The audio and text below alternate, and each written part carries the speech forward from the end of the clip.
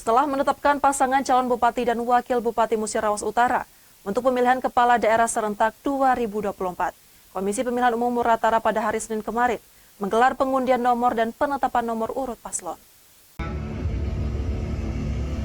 Dari hasil pengundian, pasangan HM Syarif Hidayat dan Gustir Rohmani mendapatkan nomor urut 1.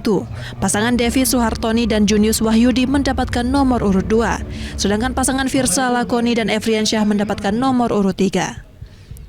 Kegiatan pengundian tersebut dihadiri oleh Ketua KPUD Muratara Herianto, Komisioner Sekretaris KPU, Ketua Bawaslu Muratara Hoirul Alamsyah, serta berbagai unsur Forkopimda seperti Kapolres Muratara dan Dim 0406 MLM, Kajari Lubuk Linggau, Kasatpol PP, dan Kepala Kesbangpol. Hadir pula para pasangan calon beserta para simpatisan dan partai pengusung. Penetapan ini merupakan langkah penting menjelang pemilihan kepala daerah yang akan berlangsung dalam waktu dekat. Salah satu pasangan Bupati dan Wakil Bupati Muratara Devi Suhartoni Junius Wahyudi berkomitmen akan menghadirkan kontestasi Pilkada 2024 riang gembira, rukun, damai, dan tentram.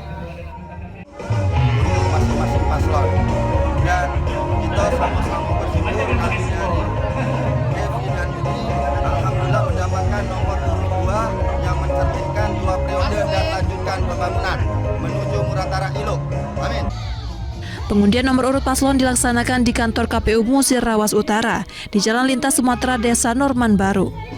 Dari Musirawas Utara, Sudirman, iNews melaporkan.